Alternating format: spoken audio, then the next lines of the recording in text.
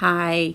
So it is Friday evening, and I want to do this post so that I can kind of catch up on my interactions. I really have two pieces that I want to say this evening. One of them is about church as business. I didn't pick up on that yesterday morning. I left it out of my post. So church is a business, and I know most people don't like to think of it that way. You are seeing that, though, and a number of you were posting in that regard. Remember that many churches, even the smallest of them, have larger, more money in trusts or endowments, and some of them actually have bigger budgets than small businesses do. So just because you don't have a lot of people doesn't mean that you aren't a business. We're also told to be good stewards. Being good stewards means means taking care of the business of our resources, which isn't just money, okay, right?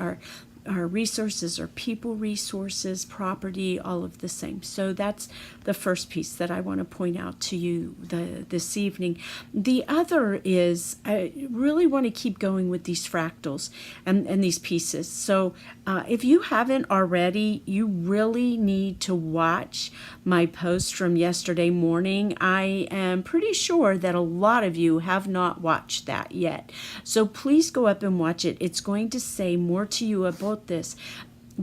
Let me bring it home. Leader development belongs in discipleship, sending, connecting. It can even happen in the inviting fractal. Leader development is not a separate fractal. The reality is, when we are discipling, that is leader development. So don't make it its own fractal. Hospitality. I want to be really careful about hospitality being a fractal all of its own. You need to be careful about what all that entails, what that means. Hospitality, though, really is a value.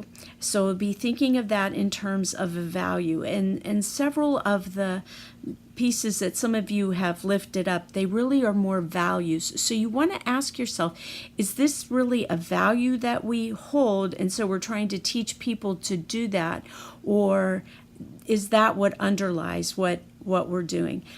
Give you an example. When we were in Seattle with our church plant, our plant had a value of radical hospitality. We talked about having a hospitality team, and in fact, we did have a hospitality team, I believe, at that point, or a fellowship team, or something along those lines when we first started.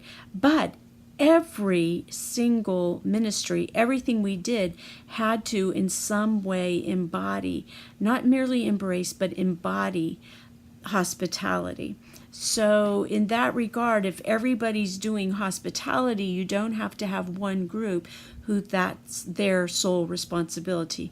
Now, hospitality could be one of your subfractals in those outer fractals, but don't make it a core, a key fractal. It doesn't belong there. Remember, those core fractals, they have to be about the core purposes of the church. And what do we have to do for a church? We have to get people in the church. That's inviting. We have to get them connected. As I said, we connect them to others, to the church, and to God.